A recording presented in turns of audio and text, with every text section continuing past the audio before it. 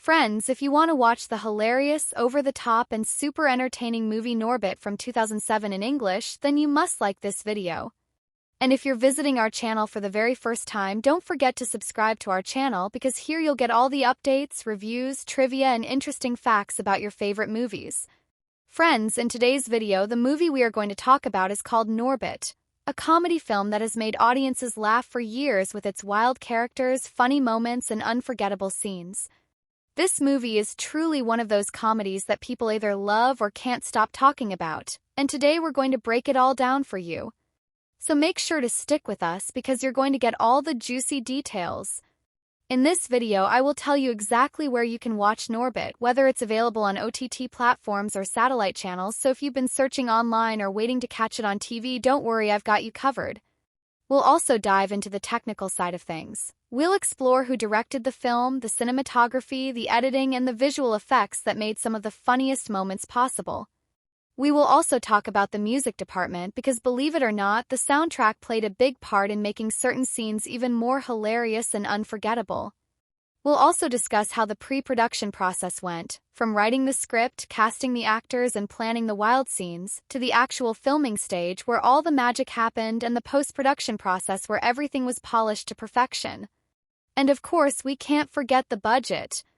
You'll get to know how much this film cost to make and how it performed at the box office, including whether it was a hit or a miss when it first came out. But wait, there's more. We're also going to dive into the story of Norbit. I'll give you a short and fun review of the plot so you'll have a good idea of what to expect when you watch it. We'll talk about Norbit, his chaotic life, his overbearing wife Rasputia, and the sweet childhood friend Kate who re-enters his life. I'll also share some fascinating behind-the-scenes facts and trivia about the film, like how Eddie Murphy pulled off playing multiple characters, funny stories from the set, and details that even hardcore fans might not know. We'll go over the full storyline, break down the star cast, and talk about the performances of each actor. You'll find out which actor played which character, how they prepared for their roles, and how each one added something special to the movie. Eddie Murphy's performance deserves a special mention, as he brilliantly plays Norbit, Rasputia, and Mr. Wong. Yes, 3 characters! And we'll discuss how his incredible comedic talent brought the film to life. We'll also highlight the work of the supporting cast, their chemistry on screen, and the moments that made the audience laugh the hardest. Friends, Norbit may be a wild ride of a movie, but that's what makes it so memorable, and we'll cover all the moments, big and small, that made it such a standout comedy. So get ready for a fun, detailed, and entertaining video packed with everything you need to know about Norbit. That's why I kindly request you to watch this video till the end, because you won't want to miss a single bit of the exciting details we have prepared for you. So, without wasting any more time, let's jump right in and dive deep into the funny, chaotic, and unforgettable world of Norbit. Alright friends, let's dive into the wild and chaotic world of Norbit and unpack its story in a way that's just as fun and entertaining as the movie itself. Buckle up, because this isn't your typical boy meets girl love story. This is a roller coaster of absurd situations, outrageous characters, and moments that will have you either laughing out loud or shaking your head in disbelief. The movie kicks off by introducing us to Norbit Albert Rice, a timid, shy, and awkward man who was abandoned as a baby and raised by the eccentric Mr. Wong at a Chinese orphanage. From the very start, you know this is no ordinary movie. We get a glimpse into Norbit's childhood, where he meets Kate Thomas, a kind and sweet girl who quickly becomes his best friend and childhood crush. But as with all good stories, happiness doesn't last forever. Kate is adopted, leaving Norbit behind, setting the stage for a reunion years later. Now fast forward to adult Norbit, and here's where the craziness really begins. Poor Norbit ends up in a nightmare of a relationship with Rasputia Latimore, an overbearing, loud, and downright terrifying woman. How did this happen? Well, Rasputia pretty much saves Norbit from bullies as a kid, and then claims him as her boyfriend, which eventually leads to marriage. And when Rasputia wants something, she gets it, and what she wants is total control over Norbit's life. She and her 3 thuggish brothers run the town, and Norbit is stuck in this suffocating marriage, terrified and hopeless. The first big turning point comes when Kate returns to town after many years, planning to buy the orphanage where Norbit grew up. Norbit's feelings for Kate resurface in full force, and we suddenly have a love triangle on our hands. Only this triangle is hilariously lopsided, with Rasputia looming like a wrecking ball over Norbit's timid affection for Kate. This sets up the main conflict of the movie. Will Norbit find the courage to break free from Rasputia and win back the love of his life? But the plot doesn't just stop at the love story. Kate's fiancé, Dion Hughes, shows up, and guess what? He's a smooth-talking, secretly scheming con man, planning to help Rasputia's brothers steal the orphanage and turn it into a strip club. Suddenly, Norbit isn't just fighting for love. He's fighting to save his childhood home, the only place that ever gave him a sense of belonging. What's really fun about Norbit is how it balances slapstick comedy, romance, and underdog hero moments. The movie is packed with absurd but hilarious scenes. Rasputia dominating everything in her path, Norbit sneaking around behind her back trying to reconnect with Kate, and the town's quirky characters adding their own spice to the chaos. The story unfolds in a mostly linear way, but what makes it stand out is the sheer exaggeration of its characters and situations. It doesn't need fancy time jumps or flashbacks to keep you engaged. It throws you into the chaos and lets the madness speak for itself. As the tension builds, Norbit gradually finds his backbone. He uncovers Dion's plot, faces off against Rasputia's brothers, and with the help of the townspeople, launches a wild and unforgettable showdown. One of the movie's key emotional moments is when Norbit finally stands up to Rasputia, breaking free from years of manipulation and fear. And while the movie is mostly played for laughs, this moment actually carries surprising weight, making you cheer for Norbit as he transforms from a pushover into a hero. The climactic sequence is pure chaos, a mix of slapstick brawls, last-minute reveals, and Norbit racing against the clock to stop the wedding between Kate and Dion. It's one of those everything that can go wrong will go wrong finales that explodes into a ridiculous but satisfying conclusion. And while the movie leans heavily into its over-the-top comedy at its core, it's a sweet story about self-worth, courage, and finding love.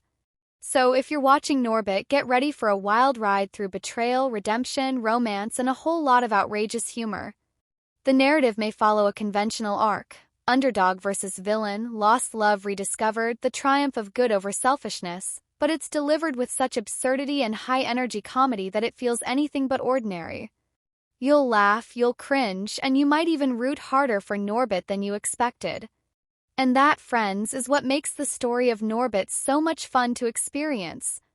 Alright friends, let's jump into one of the most entertaining parts of Norbit: the characters. Because if there's one thing this movie is known for, it's the larger-than-life personalities that explode off the screen.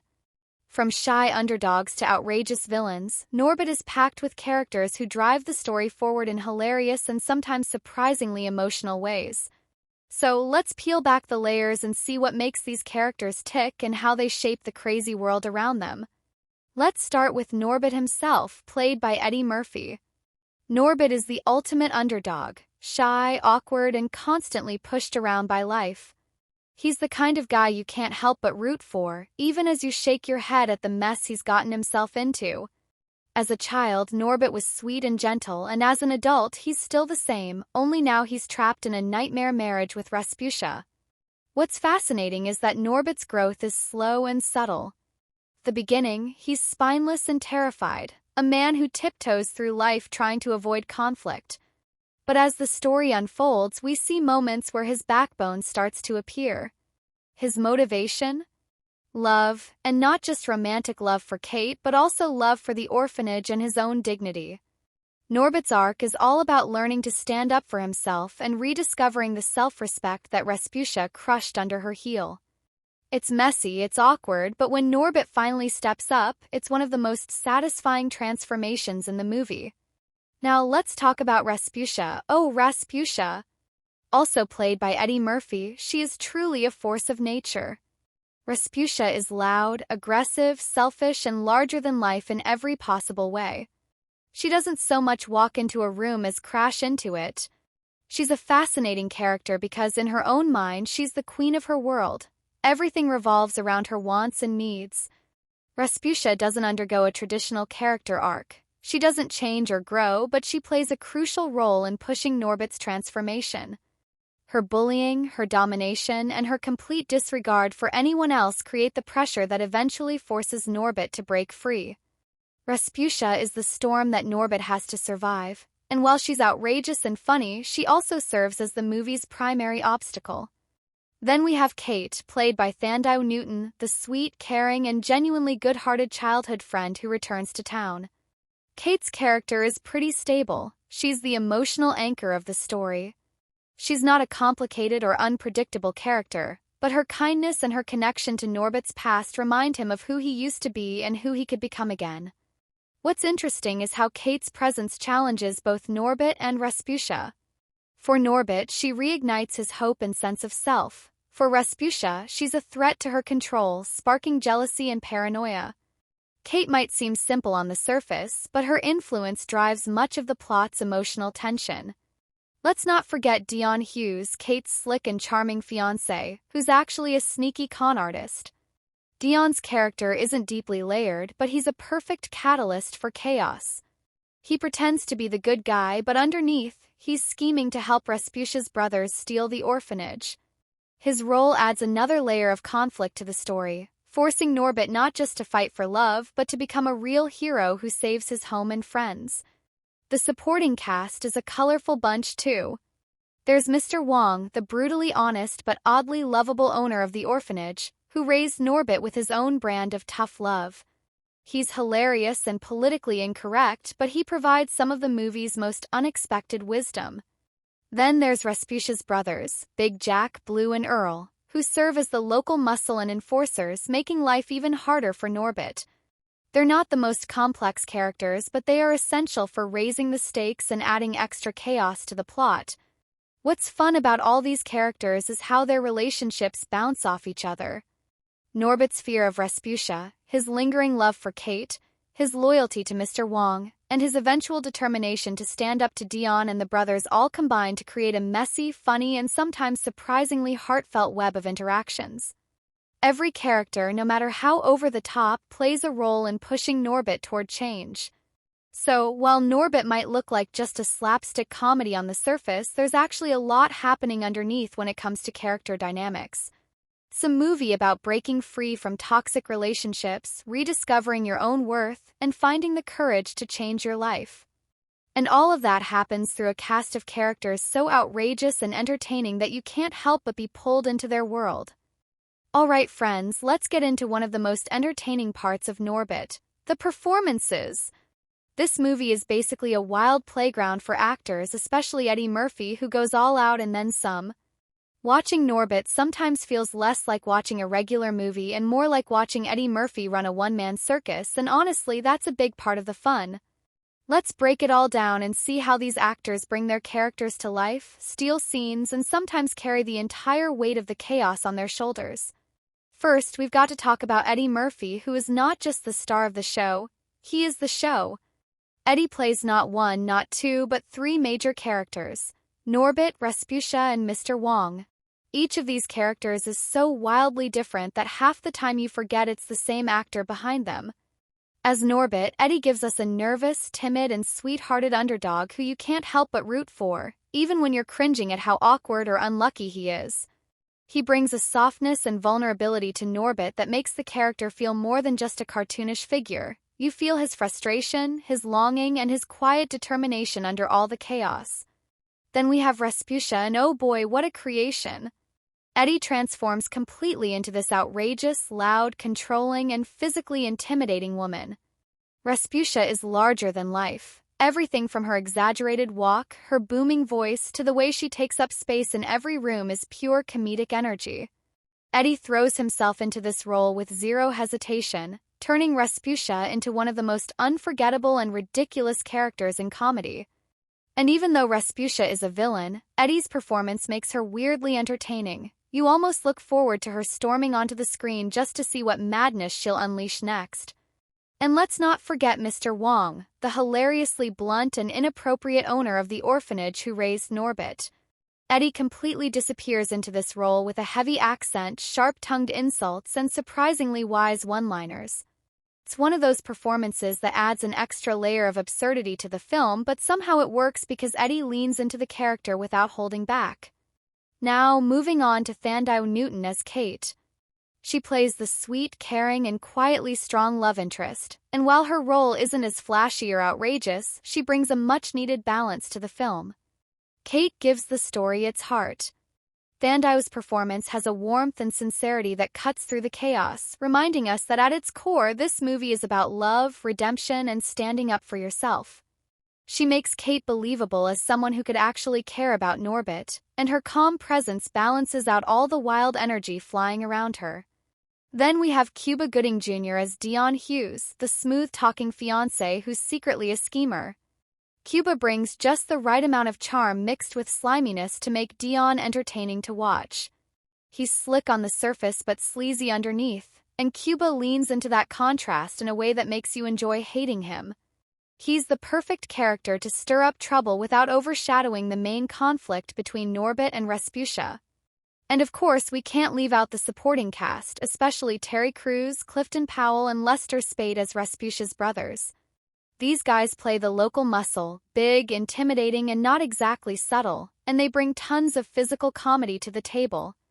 Terry Crews in particular is always a scene stealer with his expressive face and comic timing, adding extra punch to every scene he's in.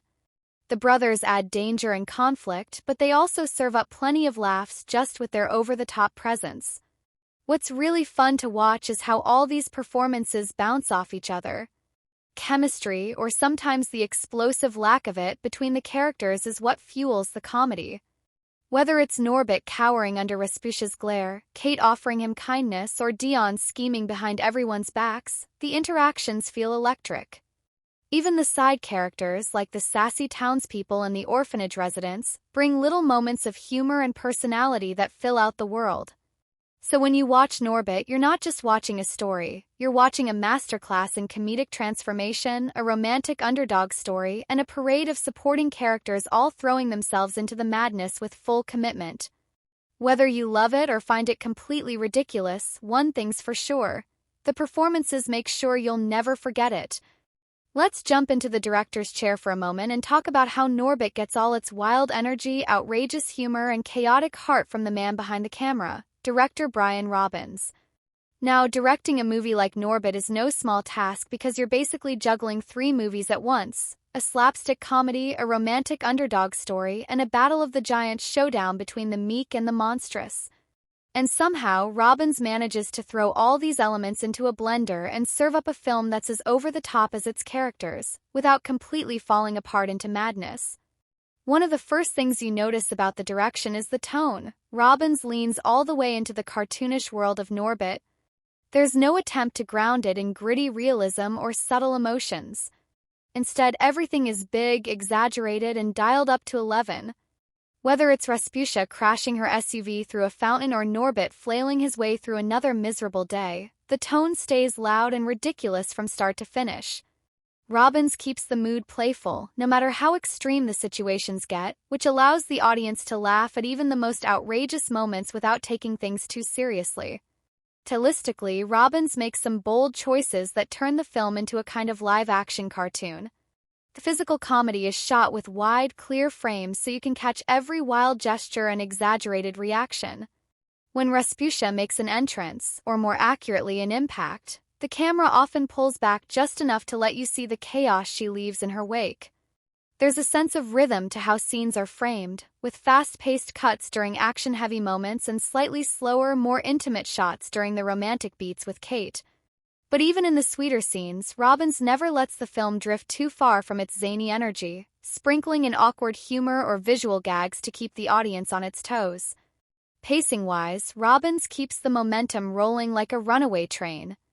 The movie barely gives you time to breathe before jumping into the next absurd set piece, whether it's Rasputia belly-flopping into a pool, Norbit sneaking around behind her back, or the town banding together for a big showdown. The speed of the movie matches the over-the-top personalities on screen, creating a kind of controlled chaos that pulls the viewer along. But Robbins is smart about it. He knows when to slow things down just a little to give us some emotional grounding, especially in scenes between Norbit and Kate. Those moments feel like little pauses before the next storm hits. One of the most interesting choices Robbins makes is how he uses Eddie Murphy's multiple characters. Instead of cutting corners or relying on cheap tricks, he stages scenes where Murphy's characters interact as if they're played by different actors entirely. Whether it's Norbit getting chewed out by Rasputia or Mr. Wong giving Norbit one of his hilariously inappropriate pep talks, the interactions feel seamless. That's not just a credit to the effects team but also to Robbins' direction, which balances the screen time and personality of each Murphy performance without letting one overwhelm the others. Robbins also plays up the town as a character in itself. The quirky locals, the orphanage, the restaurants, the streets, everything feels like part of a small-town soap opera gone completely off the rails. The setting is stylized in a way that makes it feel like a stage for this wild cast to bounce around on. The bright colors, exaggerated costumes, and lively background characters all work together to enhance the movie's playful, anything-can-happen vibe. And let's talk about the emotional beats. Sure, Norbit is mostly about laughs, but Robbins doesn't forget to sprinkle in moments of real heart. Norbit's journey from a pushover to someone who stands up for himself is handled with just enough sincerity to make us care, even as the movie barrels forward with its next round of ridiculous stunts. Robbins makes sure that the emotional payoff lands without letting it get too heavy or sentimental. It's like he's winking at the audience, saying, "Yeah, we know this is ridiculous, but you're still gonna cheer when Norbit finds his courage." In the end, Robbins shapes Norbit into a loud, messy, and strangely lovable movie that feels like a live-action cartoon, packed with outrageous moments and over-the-top performances. It's not about subtlety or nuance. It's about throwing the kitchen sink at the audience and making sure they're laughing, or at least wide-eyed, from start to finish. His direction is what keeps the film from tipping over into complete chaos, pulling all the wild elements together into one big, absurd, and unforgettable package. Alright, let's dive into the visual side of things and talk about the cinematography in Norbit. If you thought this movie was all about the wild comedy and outrageous performances, wait till you see how the camera helps bring everything to life in the most entertaining way. The cinematography in Norbit is not just about pretty shots or making things look nice. It's about adding another layer of fun, chaos, and at times sheer visual spectacle to the story. Let's explore how the camera angles, lighting, and framing create some seriously memorable moments. First off, let's talk about camera angles. The angles in Norbit are often exaggerated to match the larger-than-life characters and situations. Take Rasputia, for example. Whenever she enters a scene, the camera angles are usually low and wide, almost as if it's afraid of her larger-than-life presence. You get these towering shots of Rasputia, making her seem even more imposing, as if she could crush the world under her heel at any moment. It's a visual cue to let the audience know that Rasputia is a force to be reckoned with, both comically and physically. On the flip side, Norbit is often framed in much more confined close-up shots, emphasizing his timid, small stature compared to her. The lighting in the film also does a lot to set the tone. Much of the movie has this bright, almost garish lighting that reflects the over-the-top nature of the story. It's like the world of Norbit is painted in exaggerated hues, nothing subtle about it. When Norbit's world is full of chaos or impending disaster, the lighting often shifts to harsher contrasts, giving a sense of tension or discomfort. Think of scenes where Norbit is trying to sneak around Rasputia or where the tension with Dion starts to build. The lighting feels sharper, colder, more uncomfortable, which mirrors Norbit's growing anxiety. But when the film shifts into a more romantic or heartfelt moment, like when Norbit and Kate share a sweet interaction, the lighting softens, creating a cozy, warm glow. This lighting shift helps us see the contrasting emotions in the movie, from the frenetic energy to the rare, tender moments. Framing plays a huge role too, especially when it comes to visual gags. Some of the best laughs in Norbit come from the way scenes are framed. It's like a punchline set up by the camera. Take the scene where Norbit and Rasputia are walking down the street together. Camera zooms out so far that the frame becomes a visual representation of just how out of place and mismatched they are. You have Norbit, this tiny, meek figure, walking beside the towering, brash Rasputia, and the framing exaggerates that contrast perfectly. This use of framing keeps us laughing at the absurdity of their relationship while also letting us feel Norbit's sense of helplessness. Then there's the visual impact of the physical comedy. The cinematography helps elevate these moments by using slow motion or quick cuts to accentuate the ridiculousness. Remember when Rasputia crashes into the fountain, or when she's chasing after Norbit in one of her wild rages. Camera lingers just long enough to let you see the absurdity of the scene, capturing the slapstick nature of it all. These moments feel bigger because the cinematography isn't afraid to go full throttle with visual humor. The cinematography also shines during some of the film's action-packed or climactic moments. Take the final showdown when Norbit makes his big stand. The camera gets more dynamic with fast pans, quick cuts, and even low sweeping shots as the chaos unfolds.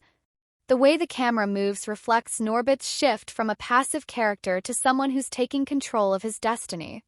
It's a visual representation of his character arc, from someone who was small, confined, and passive to someone who's stepping up and breaking free. Camera movement here helps build that momentum, adding energy and intensity to the scene.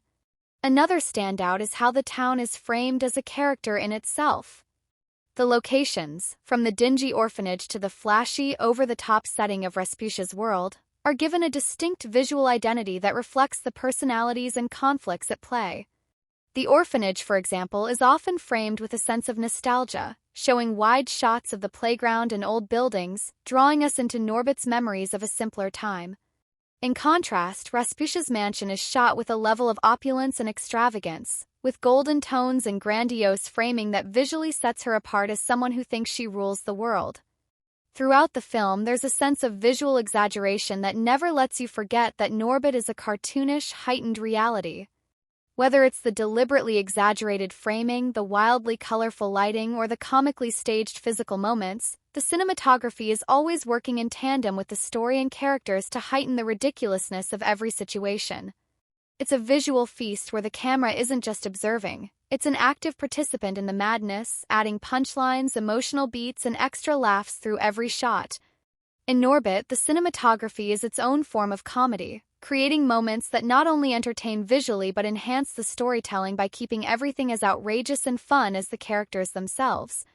Each shot, each angle, each frame serves to propel the energy forward and make sure you're never too comfortable, because in this world anything can happen and the camera is there to make sure you see it all. Alright, buckle up, because when it comes to Norbit, the editing and pacing are the secret sauce that keeps this roller coaster of a movie from derailing into total chaos. And believe me, this film has all the makings of a potential train wreck, but thanks to the editing, it somehow stays on track while zipping through its ridiculous storyline at lightning speed. The flow of the movie is like a tightrope act, balancing between slapstick absurdity and emotional beats without skipping a beat, and it all comes down to how the scenes are cut together. One thing that really stands out about Norbit is how it manages to keep up the frantic energy from start to finish. The editing is quick, sharp, and always on the move. It doesn't let you linger too long in any one scene, making sure you're constantly engaged with what's happening next. Transitions between scenes are smooth, often using quick cuts, jump cuts, or even comedic zoom-ins that keep the energy alive and the laughter rolling.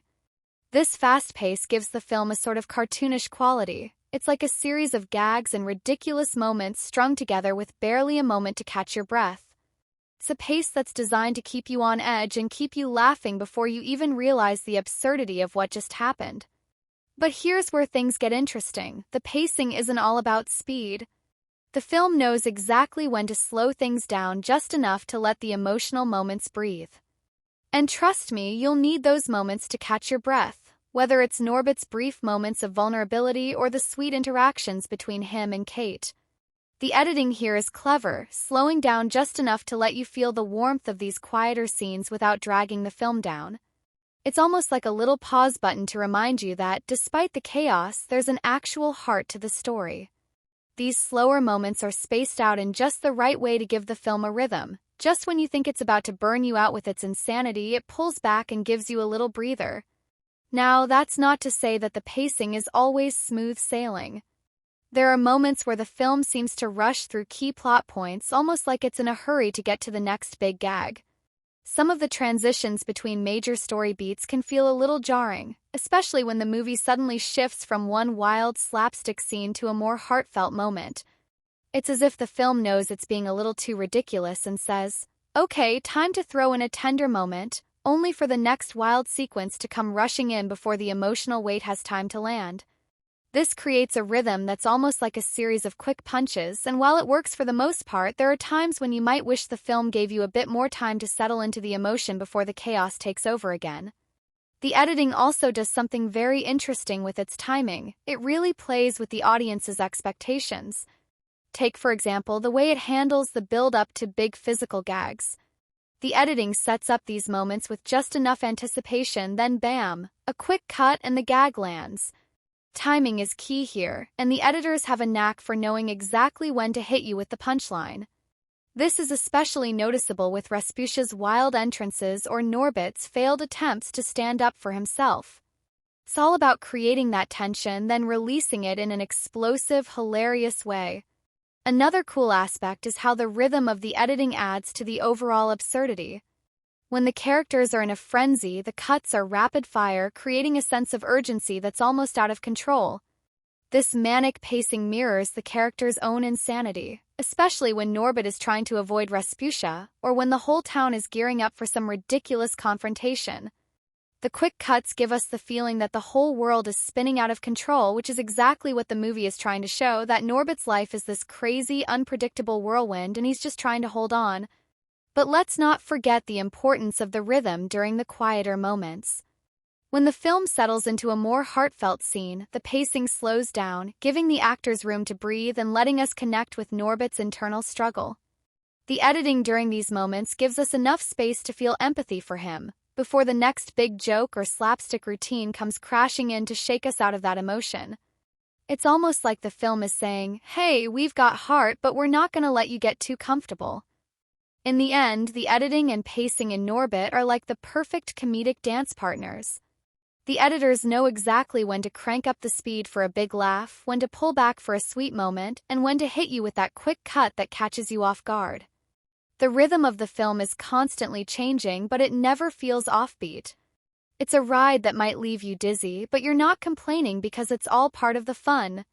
It's editing that knows exactly how to keep the audience engaged, entertained, and, most importantly, laughing at the sheer absurdity of it all. Ah, the soundtrack and score of Norbit. Now we're talking about the invisible thread that ties all the outrageous comedy, chaotic energy, and surprising moments of sweetness together. Without the right music, this movie would feel like a series of disconnected gags and awkward silences, but thanks to the soundtrack, it becomes a wild, bouncy, and sometimes even tender roller coaster ride that keeps your ears as busy as your eyes.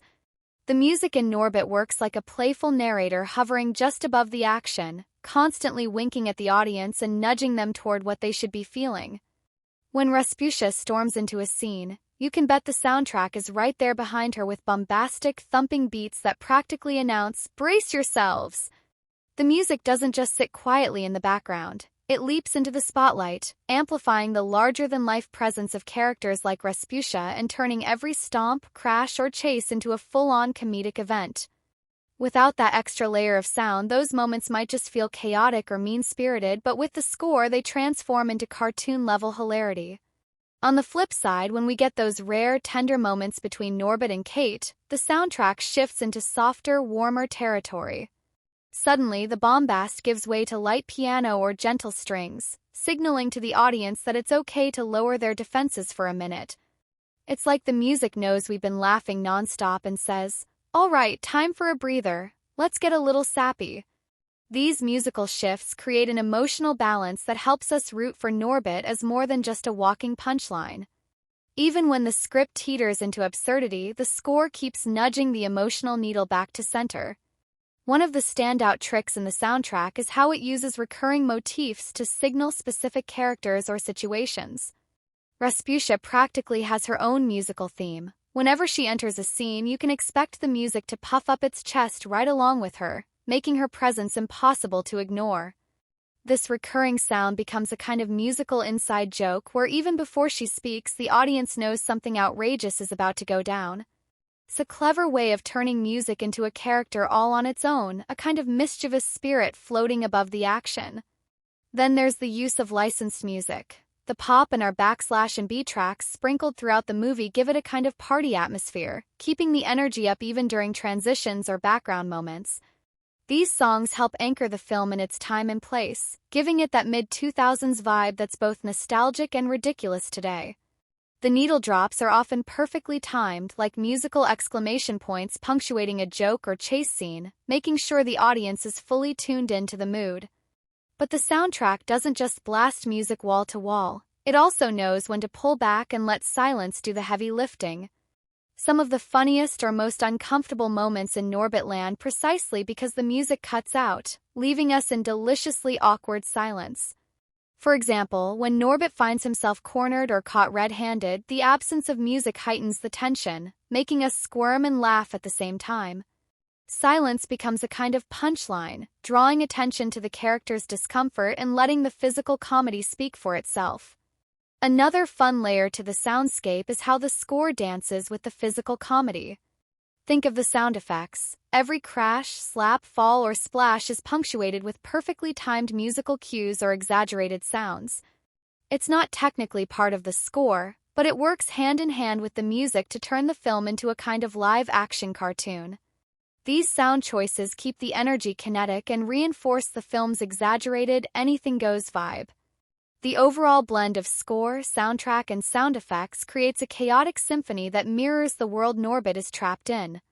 It's loud when it needs to be, tender in rare quiet moments, and always ready with a wink to the audience. The music doesn't just accompany the action, it comments on it, plays with it, and sometimes even pokes fun at it. It's like the soundtrack is in on the joke, constantly reminding us that we're here to have fun, to laugh, and maybe, just maybe, to root for the underdog trying to escape his wild life. Without this lively and dynamic soundscape, Norbit would lose half its charm, but with it, the movie becomes an absurd, hilarious, and oddly heartwarming musical ride. Norbit might look like it's all slapstick chaos and outrageous characters on the surface, but if you dig a little deeper, and I mean dig through the mountain of sight gags, pratfalls, and Rasputia-sized tantrums, you'll find some surprisingly meaty themes hiding underneath all that comedy frosting. Sure, the film is mostly designed to make you laugh at the absurdity of its world, but at its core, it's also wrestling with ideas of self-worth, identity, freedom, love, and the struggle to stand up against the people who control or define you. Let's start with one of the biggest themes, self-empowerment. Norbit, bless his nervous little heart, begins the film as a complete doormat. He's pushed around, dominated, and belittled, not just by Rasputia but by almost everyone in his life. This sets up one of the movie's most persistent undercurrents, the fight to reclaim control over your own life. Norbit's journey is really about learning to value himself enough to say, "Hey, maybe I don't have to spend my life being trampled." That message may be wrapped in layers of ridiculous gags, but it's there, and by the time Norbit starts pushing back, the audience can feel the triumph underneath the comedy. Another theme that comes through loud and clear is the idea of love and belonging. Norbit's relationship with Kate isn't just a romantic subplot tacked on for sweetness, it's central to his transformation. Kate represents his childhood innocence, his sense of home, and the possibility of genuine connection. She's a symbol of what his life could have been if it hadn't been hijacked by Rasputia and her brothers. Through Norbit's eyes, we see that love is not just about romance. It's about finding someone who accepts you, encourages you, and makes you believe you're worthy of happiness. That's a big idea for a movie filled with waterslide crashes and over-the-top disguises. Family and community also sneak their way into the thematic mix. Even though Norbit is raised in an orphanage, the film constantly contrasts the warmth of that makeshift family with the cold, controlling atmosphere Rasputia creates. The orphanage, run by the lovable Mr. Wong, is chaotic but affectionate. It's a place where Norbit learned to survive, laugh, and care. Rasputia's world, on the other hand, is a dictatorship, where everyone tiptoes around her fury. The movie seems to suggest that real family is about mutual care and support, not control and intimidation. So even in its silliest moments, the film is nudging us to think about what kind of family we want to belong to. Freedom and escape are another big part of the emotional engine driving the film. Norbit is, in many ways, a prisoner in his own life, and the movie plays this for both laughs and sympathy. Watching him scheme, flail, and stumble his way toward breaking free from Rasputia's iron grip taps into a universal theme, the desire to break away from toxic relationships or oppressive circumstances. And while the movie milks that setup for as many jokes as possible, it also lets us root for Norbit's eventual liberation, making his personal freedom feel like a victory we're invested in. There's also a sneaky little theme about appearances versus reality running through the film. So much of Norbit's comedy comes from exaggerated outer appearances, whether it's Rasputia's larger-than-life presence, Norbit's shrinking posture, or the cartoonish villains around them. But at its heart, the movie reminds us not to judge people by their outsides. Norbit may look like a weakling, but he's got a brave heart underneath. Kate may seem like the perfect girl next door, but she's also dealing with her own doubts and challenges. Even Mr. Wong, with his eccentricities, becomes a source of unexpected wisdom and kindness. The film invites the audience to look past the surface and see the humanity, however exaggerated, in its characters. Of course, we can't ignore that some of the film's messages are tangled up in controversial and over-the-top humor. The way it handles body image, gender dynamics, and cultural stereotypes isn't exactly subtle or always sensitive. In some cases, the humor overshadows the deeper points the movie could have explored with more nuance. But even amid the outrageous comedy, there's an underlying heartbeat, a story about breaking free from control, finding self-respect, and reaching for the love and community you deserve. So while you're laughing, or maybe cringing, at the overblown antics, the water park disasters, or the wild face-offs, there's something else bubbling under the surface. Norbit is, at its core, about an underdog finding his voice. It's a reminder that even the most unlikely hero has the power to change his story, and sometimes that story just happens to be wrapped in one very loud, very absurd, but surprisingly sweet comedy. Let's talk about the visual effects and CGI in Norbit, and oh boy, this is where things get deliciously ridiculous. This isn't the kind of movie where you go in expecting sleek, cutting-edge digital wizardry or seamless world-building. No, Norbit uses its effects like it uses everything else: big, bold, exaggerated, and totally unapologetic. The effects here don't just support the comedy, they crank it up to cartoon-level absurdity, and that's where the fun really kicks in. First off, the most jaw-dropping and talked-about effect in the movie is right at the center of the action: Eddie Murphy playing multiple characters, most famously the enormous and outrageously aggressive Rasputia. This transformation relies on a hefty combination of practical effects, prosthetics, bodysuits, makeup, and digital touch-ups. And the result? A visual spectacle that's impossible to ignore. The prosthetic work is impressive in a way that's almost grotesque. Rasputia's larger-than-life presence doesn't just dominate the scenes, she physically takes over the screen. Watching Murphy disappear into Rasputia is part of the film's surreal charm, and while you're definitely aware it's Murphy under there, the visual impact sells the absurdity so completely that it becomes part of the fun rather than a distraction. Now let's talk about how these practical effects blend with CGI. The film uses digital enhancements mostly to exaggerate physical gags, not to build epic environments or fantastical creatures. Think of scenes where Rasputia flies down a water slide like a human wrecking ball or crashes through walls with superhero-level force. It's obvious the laws of physics have been tossed aside, and the CGI leans into the ridiculousness instead of trying to look realistic. The digital touches here work because they embrace the cartoonish tone of the movie. You're not meant to sit there analyzing whether a stunt looks believable. You're meant to laugh when Rasputia leaves a Rasputia-shaped hole in a wall or when chaos erupts in a cloud of exaggerated debris. What's particularly entertaining is the mix of practical and digital effects working hand in hand. For instance, the makeup and prosthetics give Rasputia weight and texture, while the CGI amps up her superhuman strength or speed in certain scenes.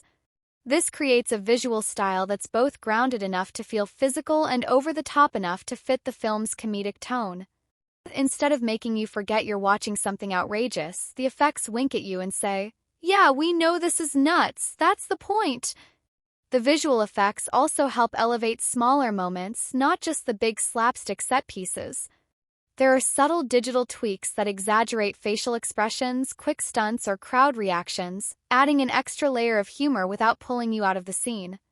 Even when the effects are deliberately exaggerated, they feel baked into the universe of Norbit, where everything is just a little larger, louder, and wilder than real life. Of course, there are moments where the CGI edges into the realm of the goofy or the obviously artificial. But here's the thing, in a movie like Norbit, that's not a flaw, it's part of the charm.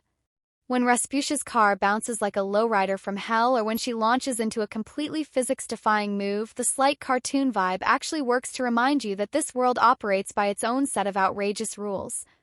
The film isn't trying to immerse you in a realistic world. It's trying to make you laugh at how far it can push reality without snapping it in half. In terms of comparing the practical effects to the digital ones, the practical work arguably carries the heavier load. The physicality of Murphy's multiple roles, the weight of the prosthetics, and the detailed makeup all ground the film in a way CGI alone couldn't pull off. The digital effects then act like a spicy seasoning. They're sprinkled over the top to heighten the comedy, turn up the chaos, and push certain moments into pure slapstick territory. So while you're watching Norbit, you're not marveling at the invisible magic of seamless CGI, you're laughing at the gleefully over-the-top visual chaos that the effects create. The movie knows exactly what it's doing with its toolbox of visual tricks, and it uses every bit of it to keep the audience entertained, surprised, and fully immersed in its madcap, no-rules world. The result is a visual experience that feels like a live-action cartoon, and whether you're cringing, laughing, or shaking your head, you can't help but appreciate the sheer commitment to absurdity that the effects team brought to the party. The set design and locations in Norbit are like characters in their own right, loud, colorful, exaggerated, and absolutely crucial to the movie's wild, cartoonish energy. From the moment you step into Norbit's world, you're plunged into a heightened reality where everything is just a little too bright, a little too weird, and perfectly tuned to match the chaotic story and larger-than-life characters. This is not a movie aiming for gritty realism. It's a world that feels handcrafted to amplify the absurdity and comedy at every turn.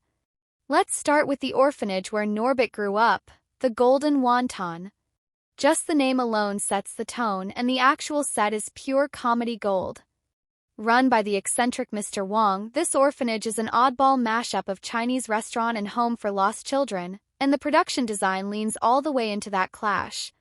Red lanterns hang alongside faded wallpaper, paper dragons share space with children's toys, and everything feels both lived in and totally over the top. It's the perfect backdrop for Norbit's awkward, bumbling beginnings, giving us an immediate sense of the quirky, mismatched life he's come from. Then there's the suburban neighborhood where Rasputia and Norbit live, an environment designed to reflect the power imbalance in their relationship. Their house isn't just big, it's ostentatiously big, stuffed with gaudy furniture, clashing patterns, oversized sofas, and loud decor that screams Rasputia's need to control and dominate. Every detail, from the tacky curtains to the giant family portraits on the walls, is part of the visual joke. The house is less a home and more a fortress of Rasputia's ego, making Norbit's small, hunched presence inside it even funnier and sadder. One of the most visually fun locations is the local water park, which becomes the stage for some of the movie's most chaotic and hilarious scenes. The set here is designed for maximum slapstick potential. Bright slides, crowded pools, slippery surfaces, and lots of room for Rasputia to unleash her full tornado-like force. It's not just a backdrop, it's practically a playground for disaster. Production design turns this otherwise ordinary setting into a perfect arena for over-the-top physical comedy. Even the town itself feels like it's been dialed up a few notches to fit the film's tone. The local businesses, the church, the beauty salon, all of them are crafted with an eye for detail that's both believable and hilariously exaggerated. Walk into the beauty salon where Rasputia holds court, and you're hit with walls of mirrors, an explosion of hair products, and enough sparkle to light up the block. The settings are loud and unapologetic, mirroring the personalities of the people who inhabit them. Props play an equally important role in amplifying the humor. Think about Rasputia's tiny car groaning under her weight, or the mountain of food on her dinner plate, or the absurdly large sun hat she wears to the water park. These props aren't just there for realism, they're visual punchlines carefully chosen to add another layer of comedy to every scene. Even something as simple as Norbit's glasses or Kate's understated outfits help reinforce their character traits visually without a word being spoken. What's really fun about the production design is how it uses contrast to highlight the emotional stakes. Kate's world, softer colors, simpler spaces, more natural light, is a stark contrast to the chaos of Rasputia's world. When Norbit moves between these two spaces, you can feel the emotional tug-of-war just by looking at the settings. It's a smart and subtle use of design to reinforce the film's themes of freedom, love, and self-respect, even when the gags are flying fast. Overall, the set design and locations in Norbit are not about subtle realism. They're about creating a world that feels as exaggerated, unpredictable, and wildly entertaining as the characters running through it. The settings do more than just hold the action. They enhance it, reflect it, and sometimes even steal the spotlight. Whether you're marveling at the garish wallpaper, giggling at the absurd props, or just enjoying the sheer cartoonish charm of it all, the visual world of Norbit pulls you in and keeps you laughing from start to finish. The dialogue and script in Norbit are a whirlwind of outrageous lines, over-the-top humor, and moments of bizarre charm that stick with you long after the credits roll. This is not a film that tiptoes around politeness or subtlety. The script is bold, brash, and packed with punchlines designed to make you laugh, gasp, or groan, often all at once. It's a movie that throws everything at the wall: slapstick gags, one-liners, running jokes, and plenty of verbal sparring, and the result is a script that feels like a live-action cartoon turned up to 11. One of the script's standout features is how it captures the extreme personalities of its characters through their words. Rasputia, for example, isn't just physically larger than life. Her dialogue is loud, commanding, and dripping with menace, yet it's also hilarious in its sheer audacity. Who can forget her signature line, "How you doin'?" barked at Norbit with a combination of threat and flirtation that turns a simple greeting into a punchline. Rasputia's lines are some of the most memorable in the film precisely because they're crafted to show her steamrolling personality in every interaction. Every time she opens her mouth, you're bracing for a mix of jaw-dropping insult and bizarre affection. Norbit, on the other hand, is a timid bundle of nerves, and the script gives him a voice that matches his meek and apologetic nature. His dialogue is filled with stammers, polite deflections, and anxious murmurs, which makes him an easy target but also earns the audience's sympathy. The script cleverly uses his awkwardness to build both comedy and heart, giving us a hero who may be spineless at first but is impossible not to root for. His hesitant, "Yes, Rasputia," has practically become a character trait in itself, painting a perfect picture of his role in the household. Mr. Wong's dialogue brings another layer of absurd humor, as his lines often veer into the wildly inappropriate, politically incorrect, and shockingly blunt. His character is designed as the ultimate provocateur, and the script gives him free rein to say the kinds of things that make the audience both laugh and wince. His deadpan delivery makes even the most outrageous lines feel oddly organic, and it's clear the writers knew they had a comedic goldmine in his character. Kate's dialogue, meanwhile, serves as the emotional anchor of the film. Her lines are gentle, kind, and filled with warmth, providing a much-needed contrast to the chaos swirling around her. She's the character whose words remind Norbit and the audience what love, decency, and true friendship sound like. Her script moments may not be the laugh-out-loud zingers, but they carry the heart and sincerity that balance the film's wackier moments. The script also delivers some brilliant running jokes and callbacks that build comedic momentum. Rasputia's obsession with driving her tiny car, the way she repeatedly bullies her brothers into submission, or the townspeople's barely concealed terror when she storms into a room, all of these moments are supported by sharp, snappy dialogue that keeps the energy high and the laughs coming. The script knows exactly when to drop a zinger, when to push a gag to the limit, and when to let the characters simply bounce off each other in chaotic, hilarious exchanges. What's fun about the dialogue is how it mixes slapstick absurdity with moments of unexpected heart. Yes, the script is packed with outrageous insults, physical humor, and exaggerated personalities, but every so often it sneaks in a moment of genuine sweetness or vulnerability. Norbit's attempts to express his feelings to Kate, the flashbacks to their childhood friendship, or his slow journey towards standing up for himself, these are all carried by dialogue that, while simple, hits an emotional chord that gives the film a bit of soul under all the craziness. Overall, the script of Norbit is designed for maximum entertainment. It's not trying to deliver Oscar-worthy speeches or deeply philosophical conversations. It's aiming to keep you laughing, cringing, and rooting for its underdog hero. The dialogue works because it fits perfectly into the exaggerated, no-holds-barred world the film has created, giving each character a distinct voice and making sure you'll walk away quoting at least one line, whether you want to or not. Norbit dives headfirst into the world of broad comedy with zero hesitation and absolutely no shame, and that's what makes its genre execution such a wild ride. This is a movie that knows exactly what it wants to be, an outrageous, over-the-top slapstick comedy where subtlety takes a backseat and the humor is as big, loud, and chaotic as its characters. It doesn't so much follow genre conventions as it barrels through them, knocking over every cliché in sight and turning them into punchlines.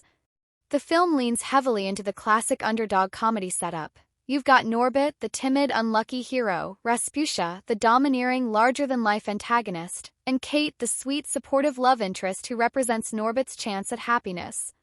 It's a familiar formula, and the movie embraces it fully, giving audiences exactly the kind of David versus Goliath dynamic that has fueled comedies for decades. But Norbit doesn't stop at just following the playbook. It turns the volume all the way up, pushing every trope to its most exaggerated form.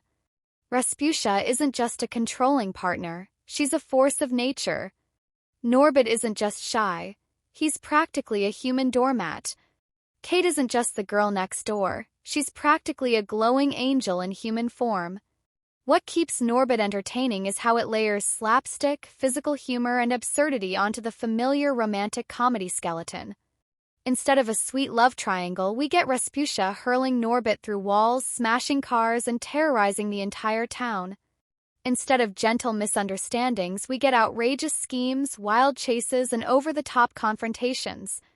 It's as if the filmmakers asked themselves, what if we took every scene and cranked it up to cartoon levels of ridiculousness? And the answer is a movie that's chaotic, unpredictable, and often laugh-out-loud funny. At the same time, Norbit mixes in moments of genuine sweetness and vulnerability that give it a hint of emotional weight beneath all the craziness. Yes, the gags are broad, but the core story about Norbit finding the courage to stand up for himself and reclaim his happiness is surprisingly classic in its structure. This balance between chaos and heart is part of what keeps the movie engaging. You're not just watching pratfalls and punchlines, you're also watching a classic underdog arc unfold, just one that happens to be buried under a mountain of slapstick. In terms of introducing fresh ideas, Norbit doesn't really aim to reinvent the wheel. Instead, it plays in a space that feels both familiar and exaggerated, taking well-worn genre beats and stretching them to absurd extremes. The love triangle, the evil in-laws, the long-lost childhood sweetheart, the bumbling hero, it's all familiar territory but presented with a wild, cartoonish flair that sets it apart. There's a kind of anarchic energy to the film that makes it feel fresh even when it's swimming in clichés. One of the most entertaining aspects of the genre execution is how the film balances its various tones. It's not just romantic comedy, it's also part farce, part physical comedy showcase, and part outrageous satire. One minute you're watching Rasputia bulldoze her way through a sidewalk in her tiny car, the next minute you're seeing Norbit have a quiet, tender conversation with Kate. Shouldn't work, but somehow the film manages to jump between tones without completely falling apart. That constant shifting keeps the audience on its toes, never quite sure if the next moment will bring a belly laugh or a surprising flicker of heart. Ultimately, Norbit thrives on its commitment to going all in on comedy.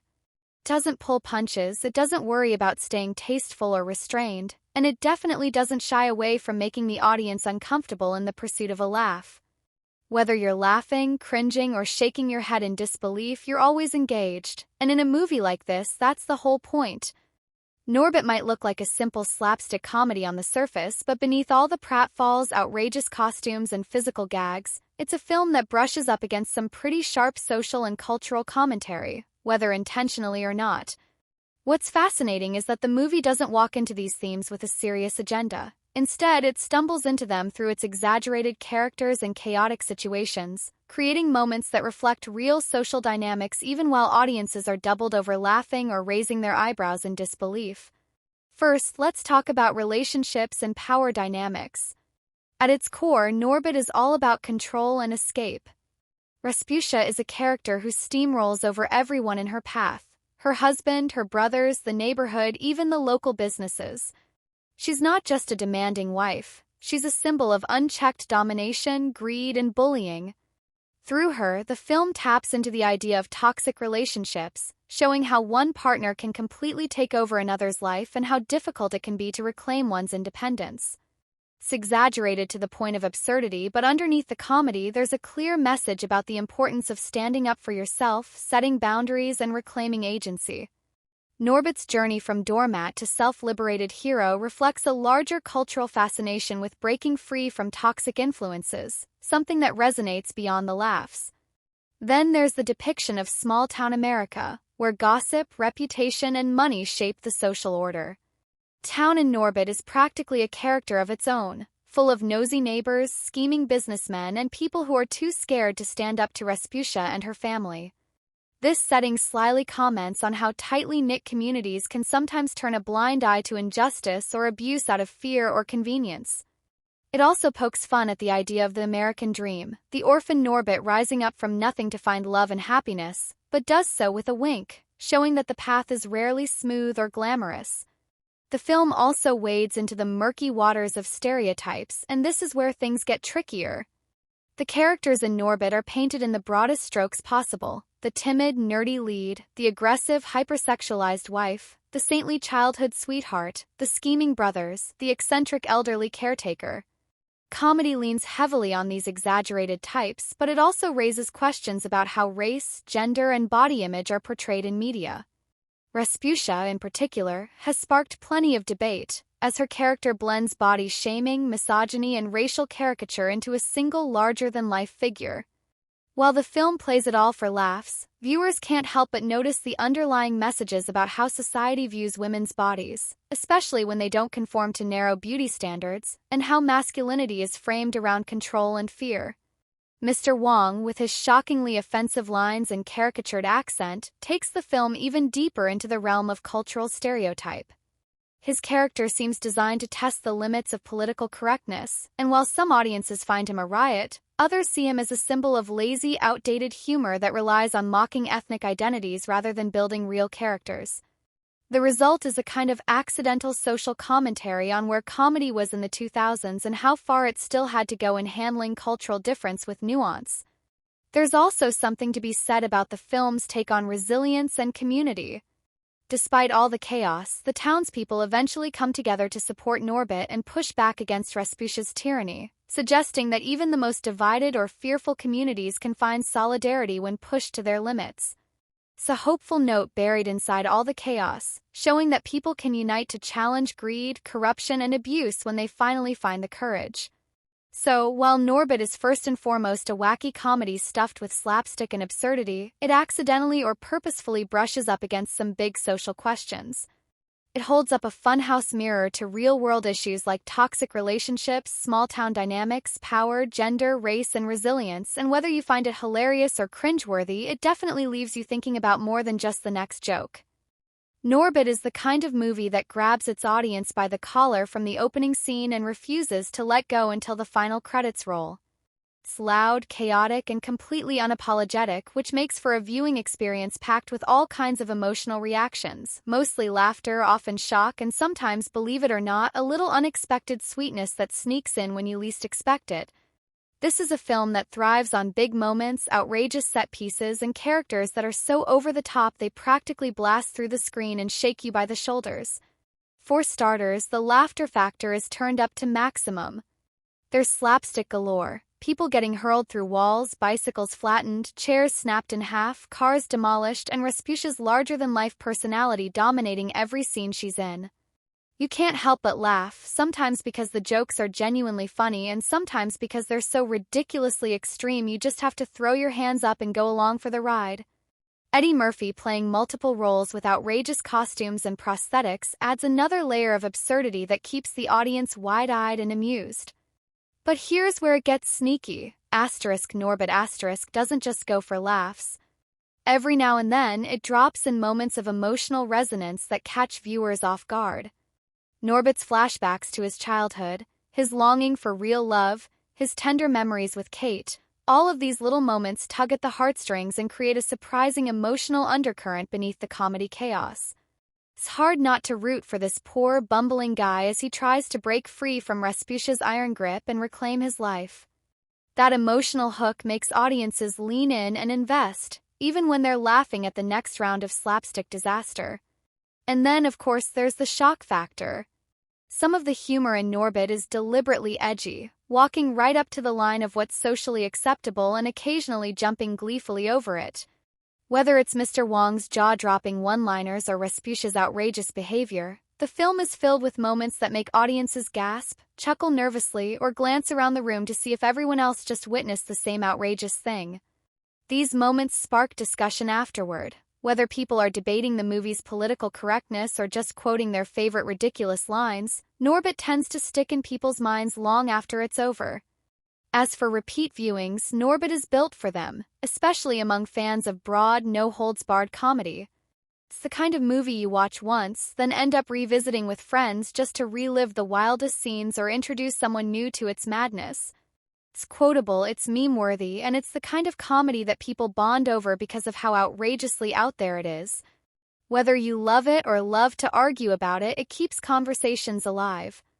There's also something magnetic about the film's unpredictability. You can't really settle into a groove watching Norbit. Just when you think you know what's coming, the movie throws another left hook, whether it's a wild physical gag, a sentimental moment, or an eyebrow-raising joke. That constant roller coaster of tone keeps the audience engaged because they're never quite sure what's next. In the end, Norbit succeeds at one thing above all else: it makes sure you're never bored. Whether you're laughing, cringing, or secretly touched by Norbit's underdog journey, the film pulls you in and keeps you on the hook, ensuring it remains lodged in your memory and, for many, worthy of repeat visits to its unpredictable, chaotic world. When you stack Norbit up against other comedies of its time or even within Eddie Murphy's own chaotic filmography, it immediately jumps out as one of the most extreme, no-holds-barred examples of character-driven slapstick. This is a movie that doesn't tiptoe into the waters of outrageous humor. It cannonballs in, splashing everybody in the audience and daring them not to laugh, cringe, or both at the same time. Looking first at Eddie Murphy's body of work, Norbit shares DNA with films like The Nutty Professor and Coming to America, where Murphy plays multiple characters under layers of makeup and prosthetics. But while The Nutty Professor balances heart and humor with a gentler touch, and Coming to America layers its comedy with satire and charm, Norbit cranks the chaos up to 11. It leans hard into broad stereotypes, absurd physical gags, and larger-than-life characters, with Murphy unleashing Rasputia as perhaps one of his most over-the-top creations ever. If you thought Sherman Klump's family dinners and The Nutty Professor were outrageous, Rasputia crashing through fences or screaming "How you doin'" takes it to a whole new planet. Compared to the broader genre of 2000s comedies, Norbit falls into the same general space as films like White Chicks, Little Man, and Big Mama's House, where exaggerated characters, body humor, and disguise play dominate the laughs. But what makes Norbit stand out is the sheer volume of Murphy himself packed into the movie. While Big Mama's House gave Martin Lawrence one outrageous disguise and White Chicks leaned into buddy cop hijinks, Norbit is essentially Murphy versus Murphy versus Murphy. It's a one-man circus, with Murphy not only taking center stage but also juggling half the supporting cast. When you pull in comparisons to romantic comedies or underdog stories, Norbit also playfully pokes at the classic formula. At its core, it's a love story about a sweet, bumbling guy trying to win back his childhood sweetheart and break free from a toxic relationship. But where most rom-coms would gently tug at your heart, Norbit steamrolls over subtlety with pratfalls, fistfights, and outrageous showdowns. Takes the nice guy gets the girl arc and wraps it in a wild costume party of chaos and absurdity.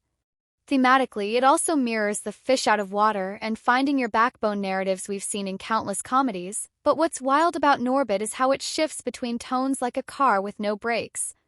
One minute you're watching sweet flashbacks of Norbit and Kate playing as kids, the next you're witnessing Rasputia demolish a water slide just by walking on it.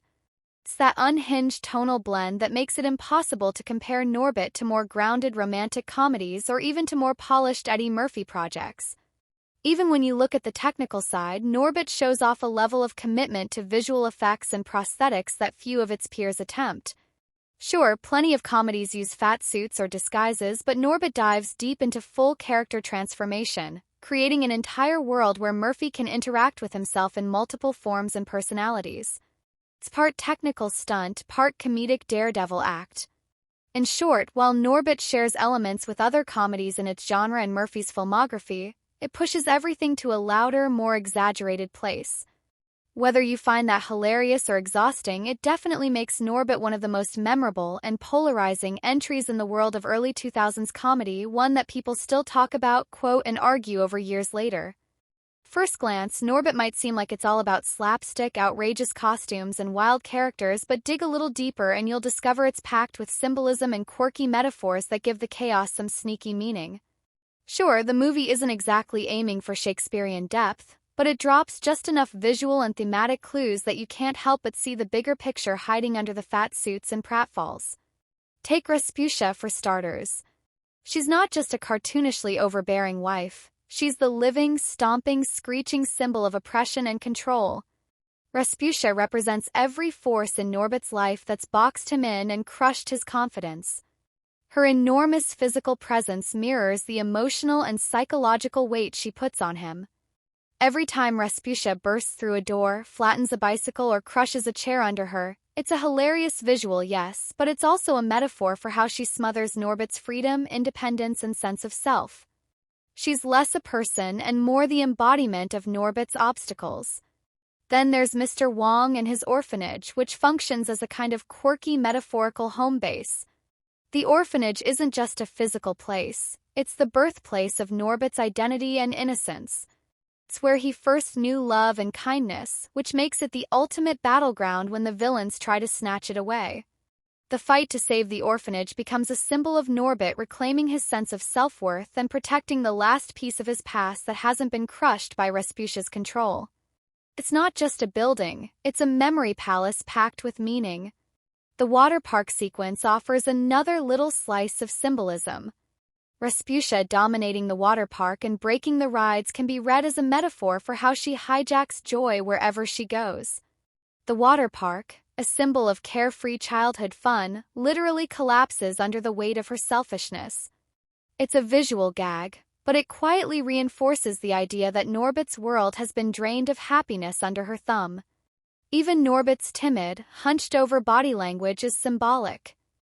He shrinks himself to fit into a life that suffocates him, and the moment he starts standing taller, when he begins to fight back, believe in himself, and rediscover his childhood love with Kate, his physicality starts to change. His transformation isn't just emotional, it's written all over his posture and movement, turning his arc into a living, breathing metaphor for reclaiming power. The idea of duality also runs through the movie. Eddie Murphy playing multiple roles, Norbit, Rasputia, and Mr. Wong, becomes its own kind of symbolic juggling act. It's as if Murphy is exploring all these exaggerated versions of self, the victim, the oppressor, and the observer. These personas collide in scene after scene, turning Murphy's shape-shifting into a metaphor for the ways people play different roles in their own lives depending on who they're with and what they're facing. And let's not forget the recurring image of the wedding ring. That little band of gold becomes a symbol of both Norbit's entrapment and, eventually, his release. The ring isn't just jewelry, it's a shackle that ties him to Rasputia, and the moment it comes off or is threatened, it signals a major shift in his journey. The rings in Norbit aren't about love, they're about control. So, while Norbit might deliver most of its meaning through belly laughs and visual chaos, it also plays with deeper metaphors of freedom, oppression, innocence, and identity. The brilliance is that you can enjoy it as pure comedy, but if you squint a little, you'll spot a surprisingly layered story about a guy trying to break free, rediscover himself, and reclaim the life he was meant to live, all while dodging flying chairs and surviving Rasputia's warpath.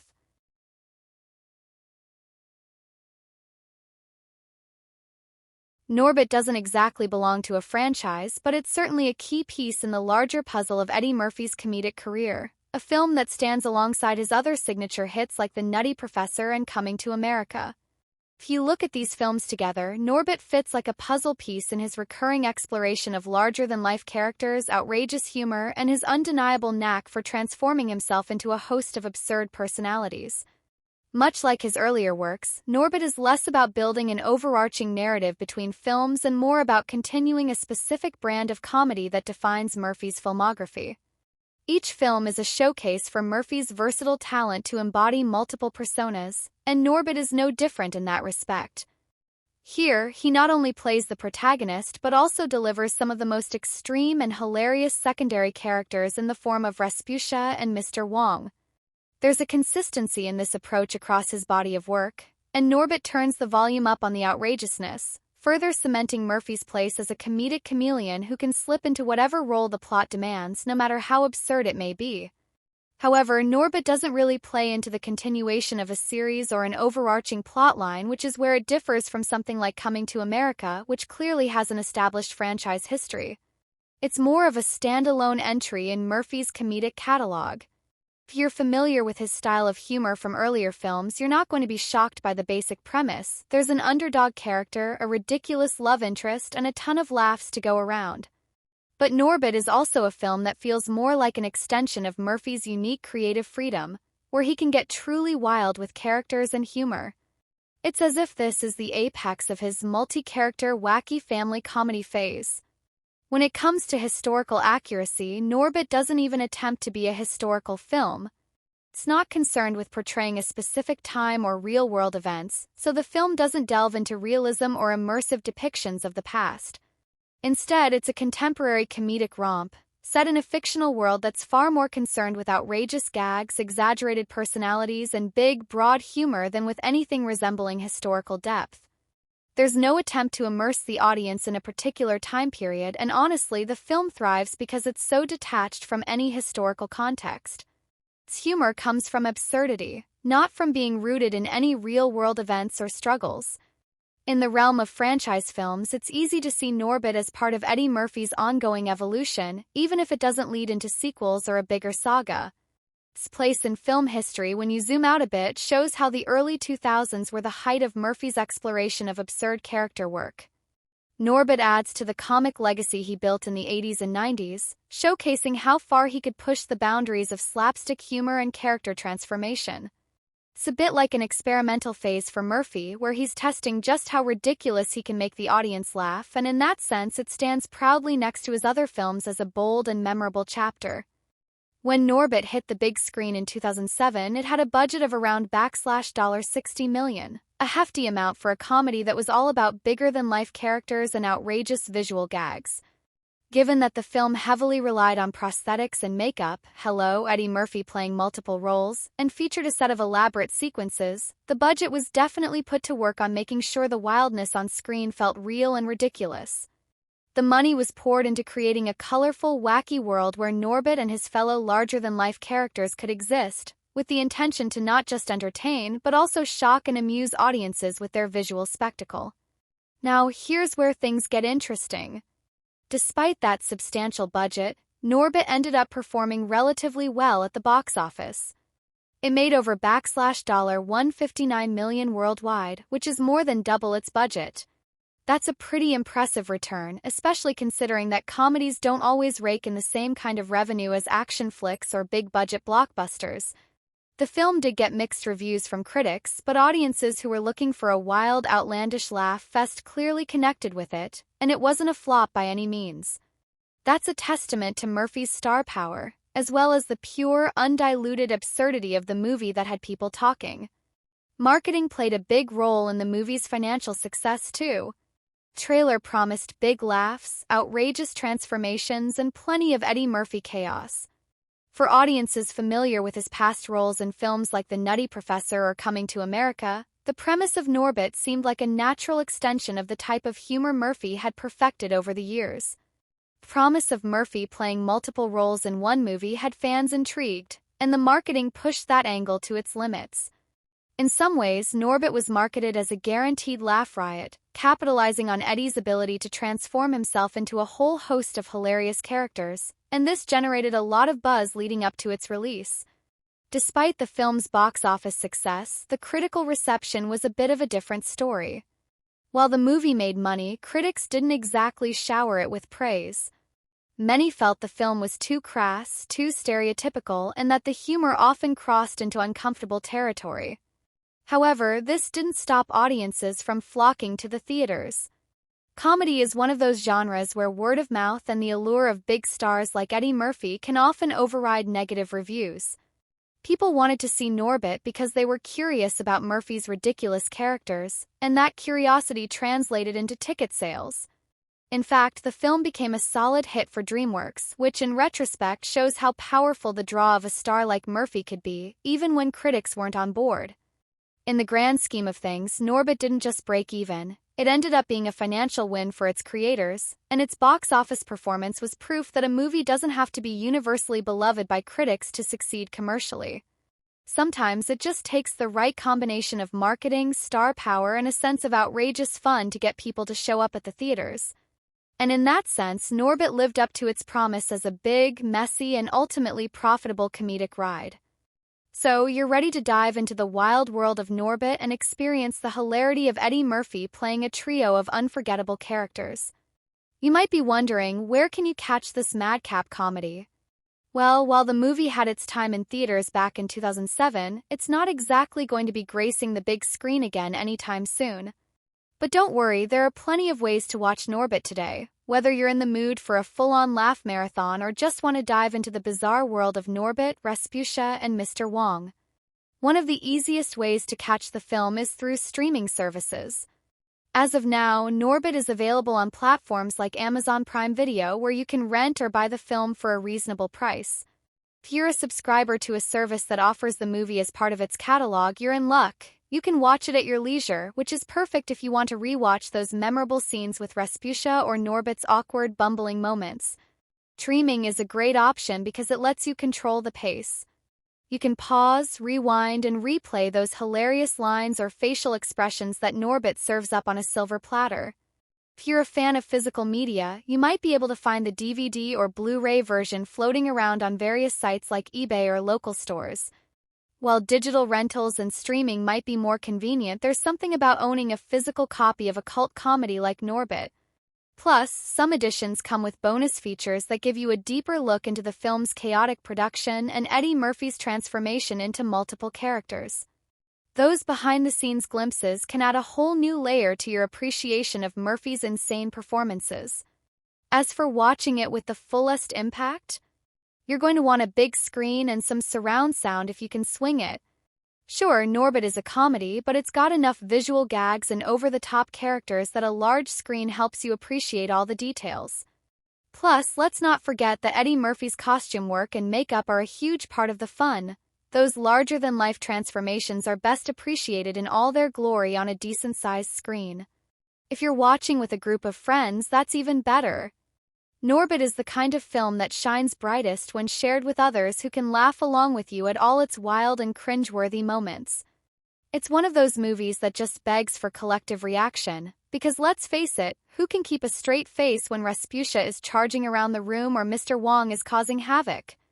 Watching it in a group makes those absurd moments even more enjoyable, and the energy of a shared experience amplifies the ridiculousness. Whether you're streaming it at home, renting it digitally, or tracking down a DVD, the best way to experience Norbit is to lean into its crazy sense of humor. Embrace the wacky world Eddie Murphy creates, sit back, and let yourself get swept up in the hilariously over-the-top antics. No matter how you watch it, Norbit guarantees a good time. It's just about picking the method that best suits your comedic appetite.